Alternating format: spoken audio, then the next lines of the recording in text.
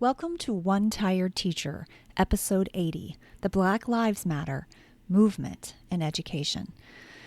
So today, I want to talk a little bit about Black Lives Matter because I think it is really important, and I think that there's important things to say for people of color and for our kids and what this means in the education system and how we can contribute to that.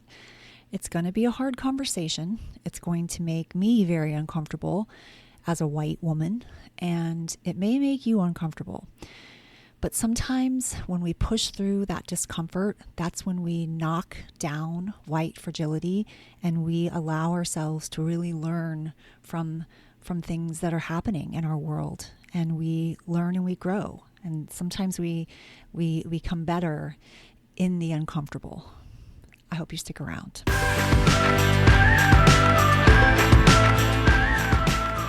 Welcome to One Tired Teacher. And even though she may need a nap, this teacher is ready to wake up and speak her truth about the trials and treasures of teaching. Here she is, wide awake. Wait, she's not asleep right now, is she? She is awake, right? Okay. From Trina Debery Teaching and Learning, your host, Trina Debery. Hi. So, I missed the show last week, and I am sorry for that. It was really hard. It was a really hard time to even think about what I wanted to say and what I wanted to express to the community. And so I had a really difficult time, like coming up with what I wanted to say. So I needed to take a week and kind of allow some thinking to occur and some space to occur. And I do realize as I've read more and more and more that being silent is really part of the problem. And so I feel like I have to address it. I have to talk about it before we move on to other teaching, thoughts and activities and things that we can learn and do in our classroom. I think it's important for us to stop a little for a moment and just kind of reflect on what's going on in the world. So I want to first say that I am again, like I think that you need to be aware that this is uncomfortable. This is an uncomfortable conversation. It's an uncomfortable topic. There's so much heat and emotion around it, and I think that can be difficult. And sometimes it's a conversation that we want to ignore, we don't want to be a part of. And I know I don't want to talk about this on a podcast because it upsets me, and I'm afraid I'm going to say something wrong, or I'm going to offend someone, or I'm going to turn somebody off. But at the same time, like I started this podcast because I felt like I didn't have a voice, and I felt really strongly about sharing teaching and teaching perspectives and other teachers with other teachers, and having these conversations about education that sometimes are hard. And I feel like I can't not be true to that. And also I feel like, it's something that I need to learn more about. And I'm seeking out ways of learning so that I can do and be better, because that is my ultimate goal. I want to do and be better as a person, as a teacher, as an educator, as a content creator. Like, that's really important to me because it matters. It matters. So the first thing that I want to say is I posted this on my own personal page on Facebook, and it's something that I found online. It wasn't anything that I wrote, but it just felt right. Like it felt like something that needed to be said. So I'm going to read what I wrote, and then I'm going to read the quote that I posted. So I said that I'm saddened by the horrific events that have been brought to light. Sadly, this has been going on far too long. I've always felt that once you shine light on the darkness can no longer survive. I pray that we continue to shine light on the evil that exists, and we all step into that light. And so that's the part that I wrote. This is what I shared. I'm not Black, but I agree with you. I see you, I hear you, I mourn with you. I stand in solidarity with you. I'm not Black, but I see you. fear for the safety of your sons and daughters. I'm not Black, but I see the racism you are subjected to daily, and it angers me. I'm not Black, but Black lives matter. I'm not Black, but I will fight alongside you against the injustices you face. So I really felt like this was what I wanted to say. And I think it's interesting because the only comments that I had on my personal posts were actually my friends or colleagues that are people of color. Those are the only people that actually responded. Not my white friends, not my white family. And I think that's interesting. I think it's interesting to see that. I mean, I had people like heart it or send it the, care emoji or like it or whatever, but not a lot of people that, that I, am friends with on Facebook, but definitely comments from my friends, my Black friends or colleagues. And I just think it's really interesting. So maybe it mattered to them, but I just feel like it should matter to all of us. And so I thought that was interesting. One thing that I will say is that I feel like I must say this part because I get frustrated with it. And I have many friends and family that, and even myself, I have ignorantly said when the Black Lives Matter movement began, I was like, why are people posting this? And all lives matter. And that was kind of my response because I do believe all people do matter. But then I realized after being educated and opening up my heart and my mind and realizing that when people say all lives matter, we're diminishing the message that Black lives matter. And I think we're diminishing the message for people of color a lot, sadly. And I don't want to diminish somebody's message, first of all. And secondly, it's like somebody used this as an example or an analogy, and I thought it made a lot of sense. Like we've had many, horrific things happen in the world, and we've said things like Boston Strong, or we've said Texas Forever, or we've said all these different things in support of whatever has happened. Major hurricanes, bombings, whatever has happened. We've supported those. Even when Paris, like when that happened, it was like Paris Strong. It was implied that we all are important, but at this moment, these are the people that are hurting and we need to support them. And I feel that that's exactly what Black Lives Matter, what that means is that these people are hurting and we need to support them. And it doesn't imply that your life doesn't matter. And honestly, I feel for myself in making that mistake, it almost made me feel like a little kid who was like, well, I didn't get that. You gave them, my sister got a Band-Aid, but I didn't get a Band-Aid. Why didn't I get a Band-Aid? It almost feels immature for me to admit. And I'm sorry for ever saying that, because I don't think that we don't have to all have the exact same thing for it to be, equitable. Like we all need what we need to make it a level playing field. And it's honestly not a level playing field. And the more that I've read and the more that I've realized, that white privilege is actually a thing, that it's actually going on in our country, then I feel like it's just very eye-opening. It's a really eye-opening thing to admit and to look at. And again, it's uncomfortable. It's such an uncomfortable topic. It's an uncomfortable thing to discuss, because then we have to admit that we were immature, or we have to admit that we were ignorant, or we have to admit that we don't know something. And as educators, we often like to think that we know. And we think, even if we think to ourselves like, I have Black friends, or I love my Black students, or whatever you have thought before to yourself, because I know those are things that I've told myself, like color doesn't matter. I love people. And then I realized that too was another major mistake that I was making, because saying that color doesn't matter, or that I don't see color, or I'm colorblind, is indicating that I don't see people's culture, people's backgrounds, people's experiences, people. And I don't want to ever not see people.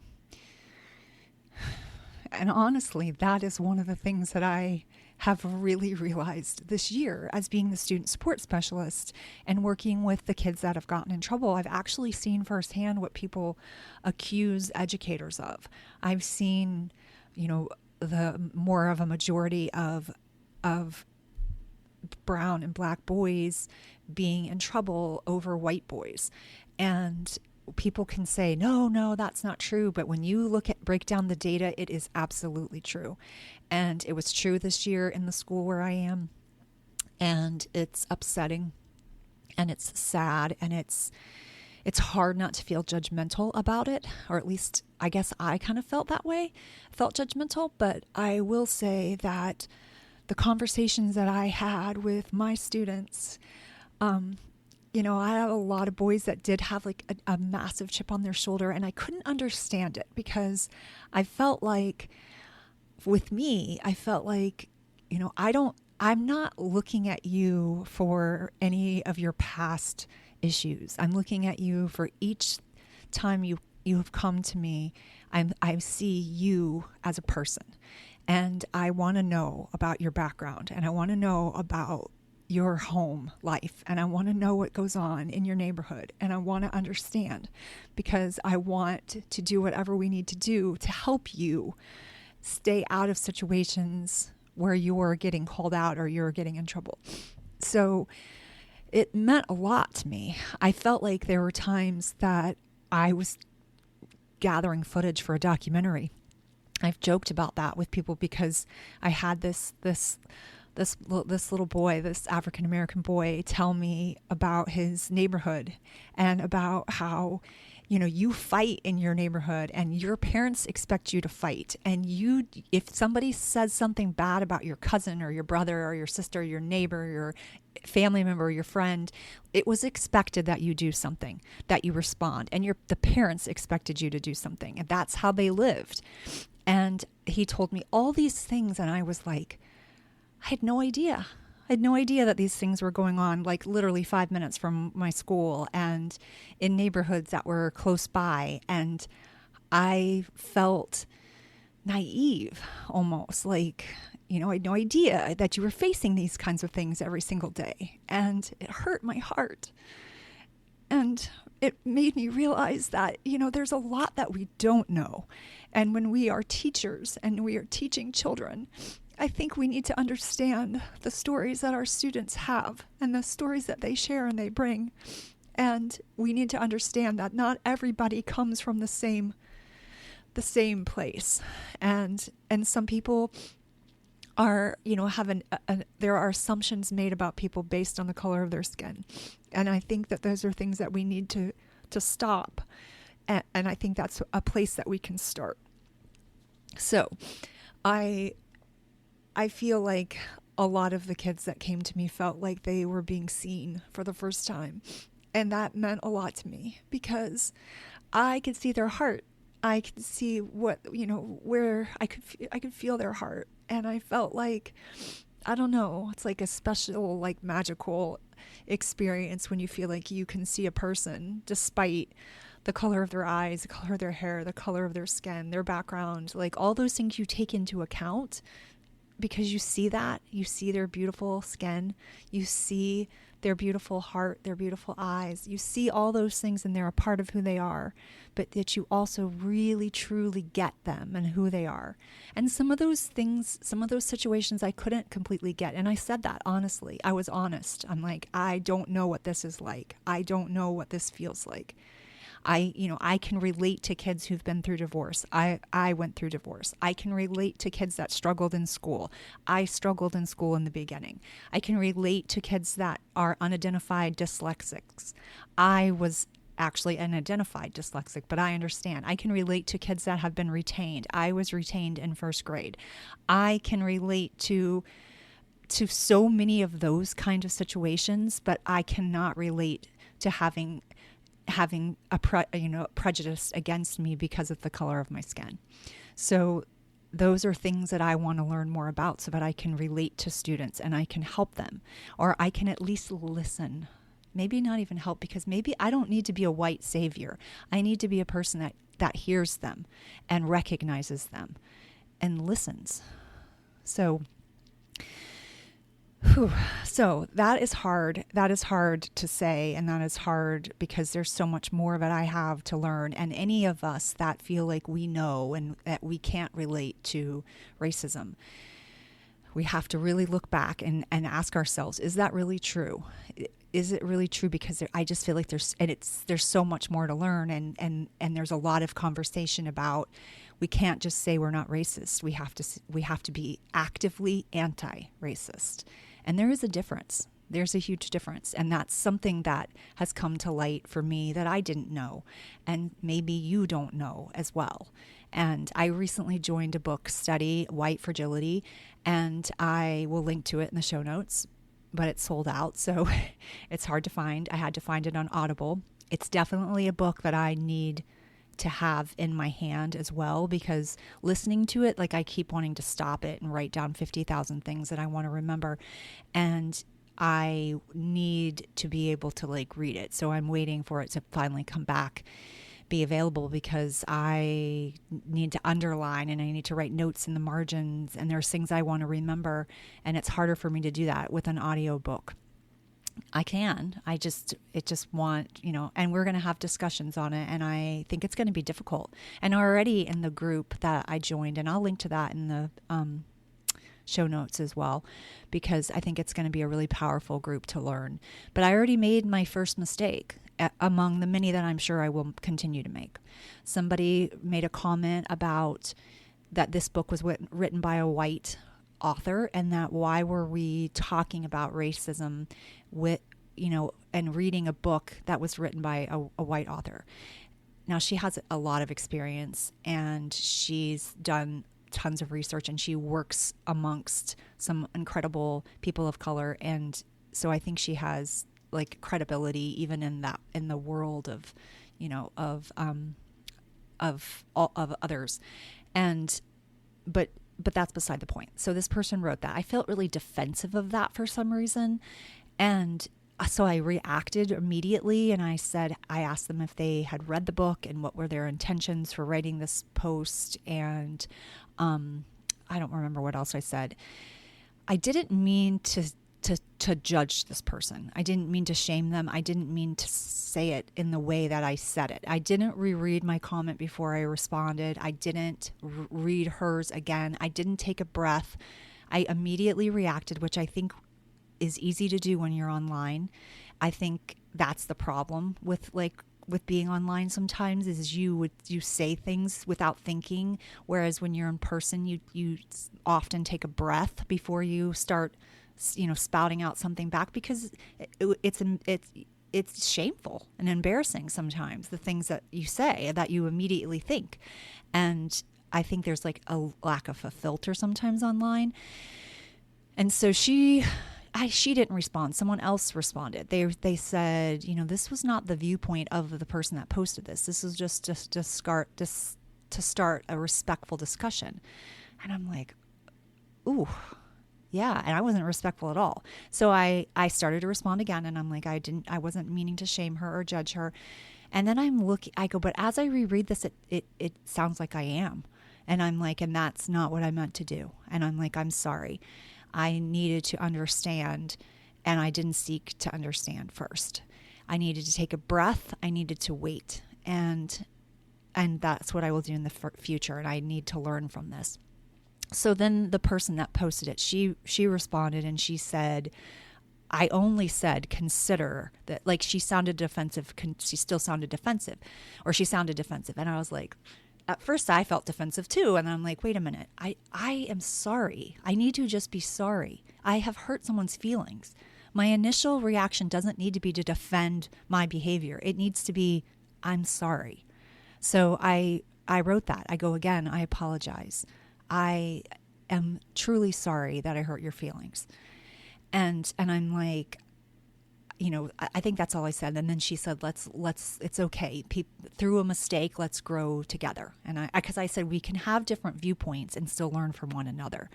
And she's like, let's learn from this mistake and grow together. And I was like, absolutely. So it ended up being good. And I almost deleted my original post because I was embarrassed that I acted like that. And then I thought, if somebody actually reads this thread all the way down, they will see that there was some growth in just this short amount of time, or I felt like it, at least, because I didn't just keep reacting. Like I genuinely was sorry, and I am genuinely sorry. And I think about how many times I've done that. I think about times that we all do that. And I think about like how that impacts like your perception and your perspective when you're talking to, people that are different than you are. And so I don't know, I just thought there was a lot to learn from that. So anyway, this group is doing a book study on white fragility. And if you want to be a part of it, I'll link to it in the show notes because I think it's important. So like one of the things that I wanted to talk about was like how, like what all this means, all these horrible things that have happened. First of all, what does it mean when we need to talk when we talk to kids? Because kids are going to want to talk about it. They're going to want to understand it. And I know that we don't often allow conversations about racism in our classrooms, in our schools. Like we shy away from it and we don't uncover like what it really is and what it really means. And maybe that's not true for you. Maybe you are totally doing that and I've just failed miserably in this area, and that can be totally true too. But I think it's really important for us to be able to have these conversations because kids are going to need to understand what they've seen.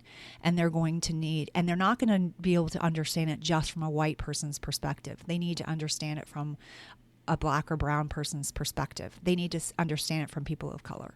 And so I think it's okay to have those conversations, and I think it's important too. And I think it's important for us to allow kids to have conversations. And I think that's one of the things that we need to do in our education system as a whole, because I think we really need to work on like uncovering blatant racist systems that we work in and that we participate in. And I know that this is hard to hear, and I know it's uncomfortable. And again, as a white woman, I'm uncomfortable saying it because I know I participate as well. I heard something somewhere where they said, like, when people are making decisions for others and they're not taking into account the barriers that specific groups of people have, then we are not looking out for everyone. We are only looking out for the people that don't have the barriers, which often are white people. And I think that is something we need to specifically be calling that out. We need to be specifically talking about that so that we can give the support that's necessary for people that have the barriers. The only way that I can completely understand this. Now, I don't want to even think that I have any idea what it feels like growing up as an African American girl, because I'm not. But I do, something that has happened to me in the past couple of years where I had like just a teeny tiny bit of awareness where I was like, well, this is what it feels like to be a minority. I bought a townhome in a community that has some townhomes. Let's say I don't know how many there are. Let's say there are 50. There's probably more than that, but it's not a lot. And then the whole rest of the neighborhood, let's say like 300 or 400, at least 300 houses are single family homes. So like much nicer houses, bigger houses, much larger homes compared to our townhouses. And then we're all in this community together. Well, when I bought this house, I got divorced 6 years ago, and I bought this house by myself, and it was a lot. It was, a lot of work and effort, and I really wanted to be in this neighborhood because my son's best friend lived in this neighborhood, and I was really concerned about my children's happiness because we had all been through such a hard, difficult time, and I wanted us to stay in the same community. But the housing prices are crazy where I live, and so I didn't want to take care of the yard. I wanted less responsibility with that kind of stuff. So anyway, so I bought the townhouse thinking, okay, I'm in this great neighborhood. This is going to be really, really good. And this is great. Like, but I mean, I could barely afford it. So like I was on the verge. So it was difficult.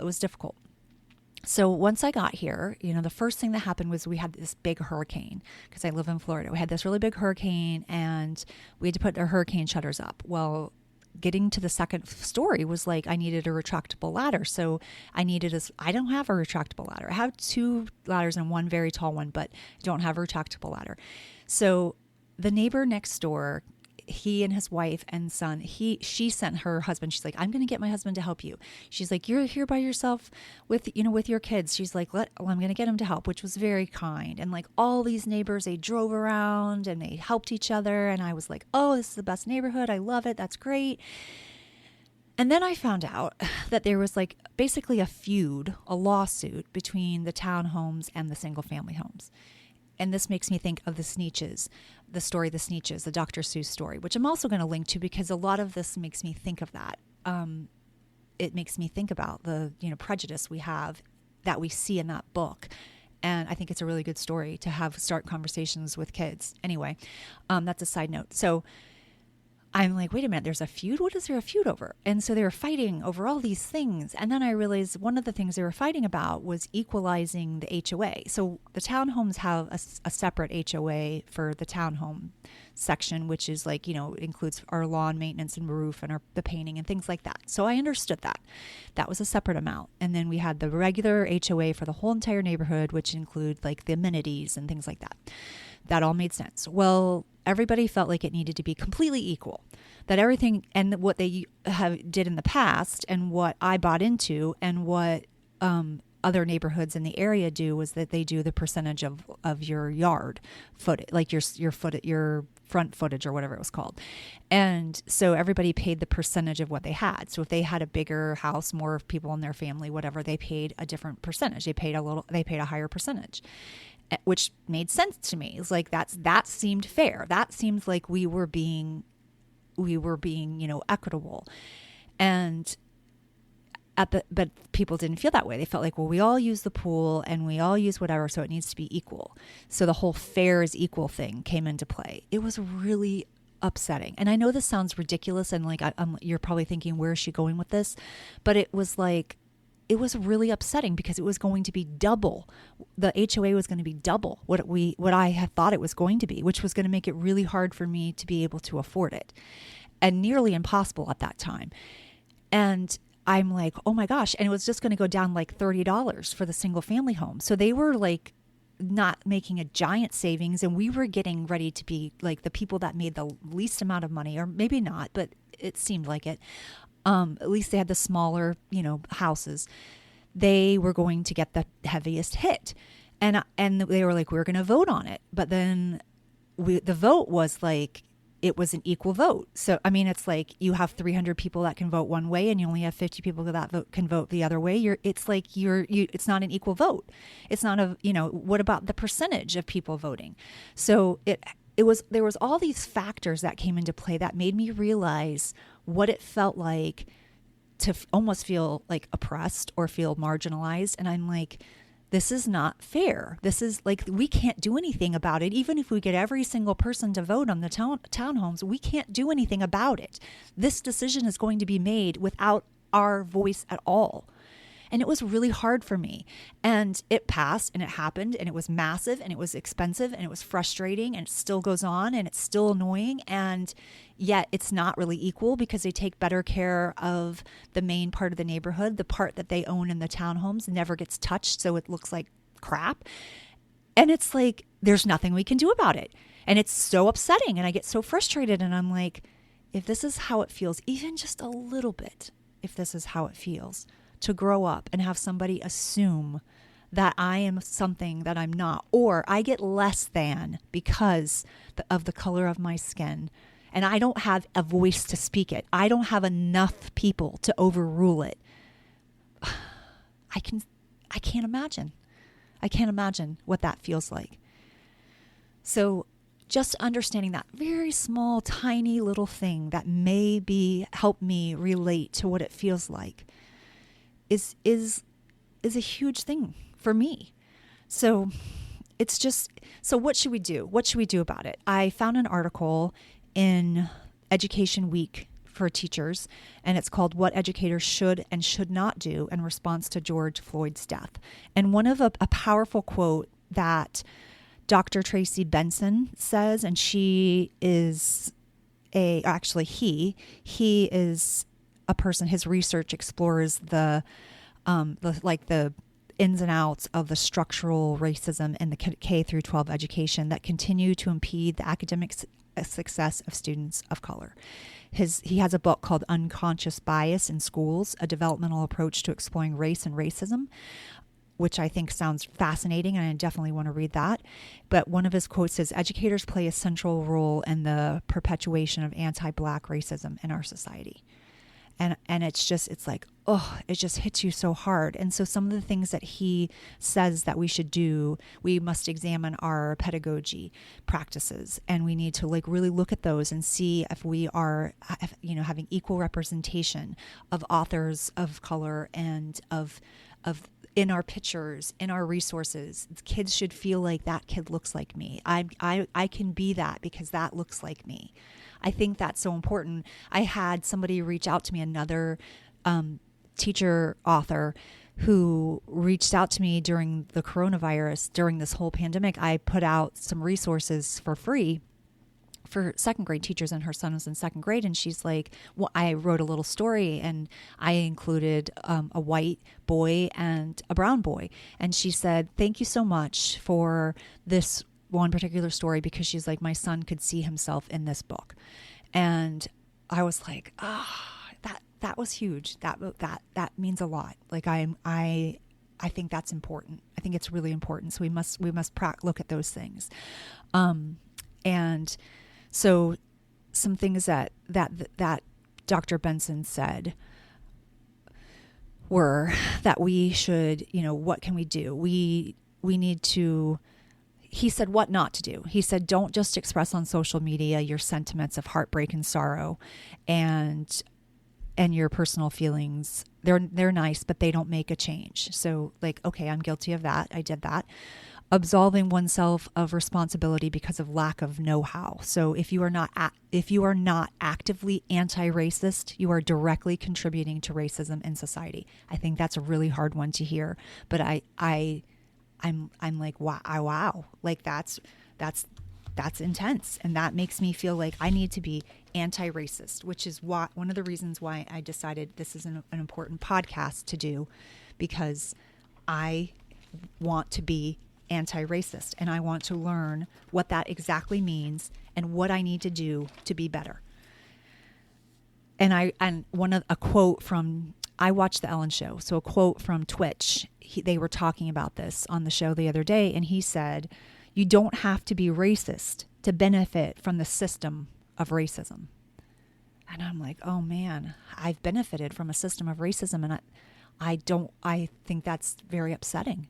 And I don't want to. I don't want to be a part of that. I want that to be the case for everyone, not to benefit from a system of racism, but for all of us to benefit from a system of humanity. So he also says not to reach out to your colleagues or coworkers of color to check on them as your only act. And like, that's it. That's all you've done. That it feels patronizing. So those are some hard things to look at. So those are things not to do. What to do? Pick up literature to get a better understanding about the legacy of racism toward people of color in this country before attempting to enter into conversations or take action. Good intentions are not a substitute for ignorance. Wow. Like that was intense. Make a deliberate plan of how you will disrupt racism within your circle of influence. There are plenty of opportunities in our schools and school committees and communities to address these, systems of racism, and we need to read literature on that. I'm going to be moving into the media center next year, and I'm the media specialist and a technology integration, instructional technology integration coach. So I am going to be working really hard on bringing attention to all different types of cultures and backgrounds. So that's the one thing that I know that I'm going to do. There's going to be many other things that I want to learn. I want to celebrate different cultures, different backgrounds. There's things that I want to do. I need to do better. Resist the urge to be color mute. After you educate yourself about how the legacy of racism continues or contributes to contemporary racism and anti-Black violence, create deliberate spaces for your students to discuss these topics in your classroom. So those are just some of the things that they talked about. I'm going to link to this article in the show notes as well, because you might want to take a look at it. Again, you'll feel uncomfortable. You'll feel defensive. You'll feel like, I'm not doing that. I'm not a racist. Because when people call you a racist, it's like an attack on your moral character. And when I look at it, I'm like, I've got to put that aside and look at how I have benefited from a system of racism. And I need to look at the things that I'm doing and I'm saying, and I need to be anti-racist. So that's just some things that I wanted to share. I think it's important not to just continue on as if nothing is going on in the world when we're seeing horrific things like George Floyd and Ahmaud Arbery. And it's just upsetting. Like when we see videos of things so horrific, we can't ignore it anymore. We can't pretend like it doesn't exist because we've seen it with our very own eyes. And I think that is, at least that feels what's true for me. I've seen it with my own eyes. I've seen hurt and pain with my very own eyes, and I can't just pretend like it doesn't exist. And I've seen it even as, like I said, like the student support specialist, and I didn't say anything. I worked hard to help kids feel better and to feel like it didn't matter what color their skin was, but I've got to do better. We all do. So those are just some things to think about. I hope I didn't offend you or I didn't disappoint you. And if I did, then I would like for you to think about exactly why that is. If you want to leave me a comment or you want to share your thinking, I would love to hear from you. You can leave a comment on my website, TrinaDebery.teachingandlearning.com, one tired teacher, or you can write me at tdebery@TrinaDebery.teachingandlearning@gmail.com. And I would be happy to discuss this with you. If you are an educator who is a person of color, I'd love to have you on the show to talk about some things that we can do better. You don't have to take your time to do that. I don't want to insult you in that way. I'm just curious of other different perspectives, and I want to make sure that they're all included. All voices are included. So if you would like to participate in a conversation, I would love to have you. Please reach out. So this one tired teacher is hoping that we can together make change and be part of change and really fight for our students, all of our students, every single one of them, and that we can do and be better. Until next time, sweet dreams and sleep tight.